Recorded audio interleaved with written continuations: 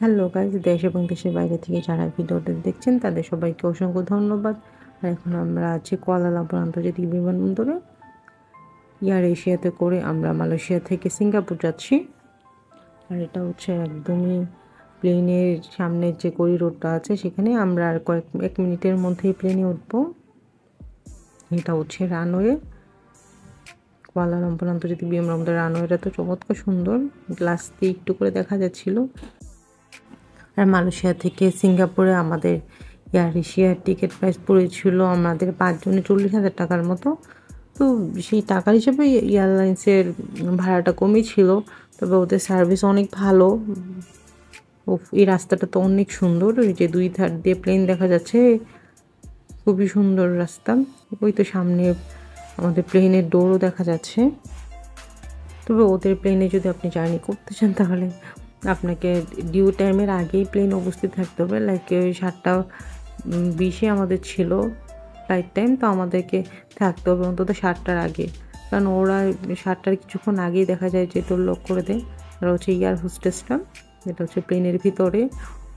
আমরা আমাদের সিটের জন্য ওয়েট করছি, মানে সামনে অনেক মানুষ, তো মানুষগুলা আস্তে আস্তে সিটে বসলে, আমরা যেহেতু একটু মিডিলের দিকে, এই জন্যে রাস্তা খালি হওয়ার জন্য ওয়েট করছি। তো যারা যারা বসার কিছু মানুষ বসেছে, এখন অবশ্য খালি, এখনও তেমন একটা মানুষ ওঠেনি,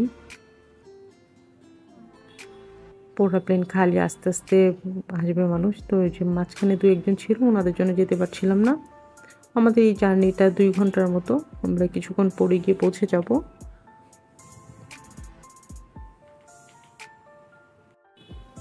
উনিও হচ্ছে এয়ার হোস্টেস, উনি আমাদের টিকিটটা দেখে সিটটা দেখলো যে না ঠিকঠাক আছে, এটা আমাদের সিট।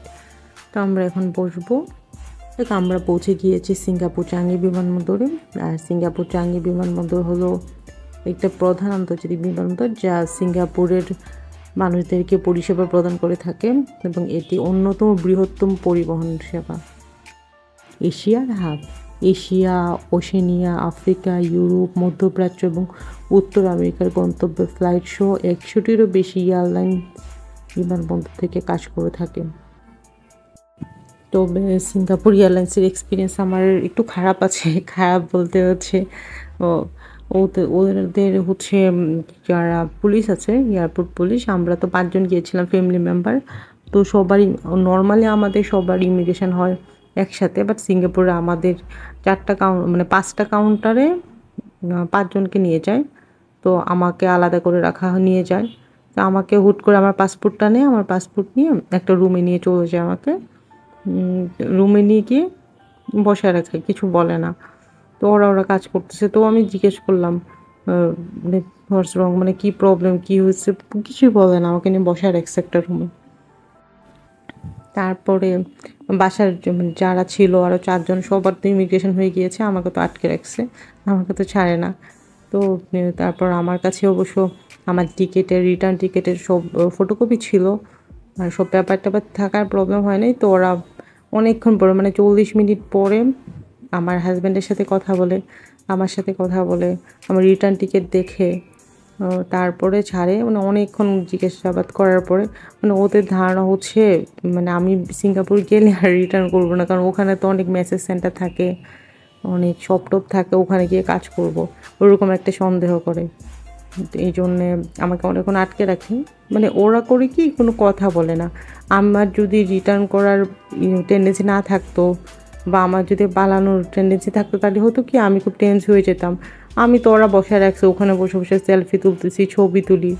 তো আমাকে দেখে ওদের সন্দেহজনক লাগে নাই। তো আমার সাথে সাথে চাইনিজ আরও 3-4টা মেয়ে ছিল।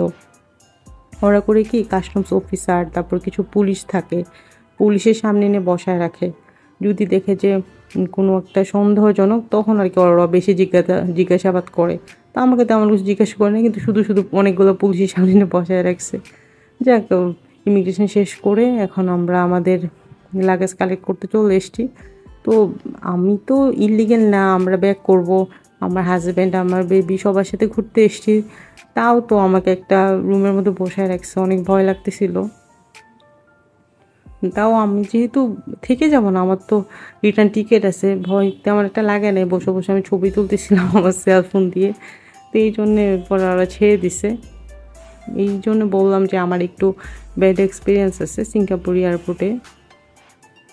দেখ অবশেষে চলে এসেছি। এখন আমরা আমাদের লাগেজ কালেক্ট করব। লাগেজ কালেক্ট করে আমরা হোটেলের দিকে যাব।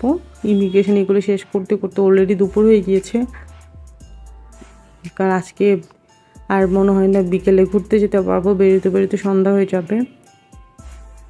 তো আমাদের দু একটা লাগেজ এসেছে, সবগুলো আসেনি। আমরা মালয়েশিয়াতে অনেক বেশি শপিং করে ফেলছিলাম, ওখান থেকে আমরা একটা লাগেজও কিনি চায়না টাউন থেকে, এই আরও একটা ব্যাগ কিনি। এই জন্যে এবার আমাদের ব্যাগেজ অনেক বেশি হয়ে গিয়েছে। আর সবার জন্য যে পেট্রোনাস টুইন টাওয়ার কেনা হয়, কিছু তো গিফট করতেই হয় রিলেটিভদেরকে, তো এই জন্যে ব্যাগেজ একটু বেশি। ওই 2-4টা এসছে, আরও কয়েকটা রয়ে গিয়েছে, এই জন্য আমরা ওয়েট করছি। ব্যাগগুলো নিয়ে হয়ে গেলে আমরা সামনের দিকে আগাবো, তারপরে একটা ট্যাক্সি করে আমরা হোটেলে যাব। আজকে ভিডিও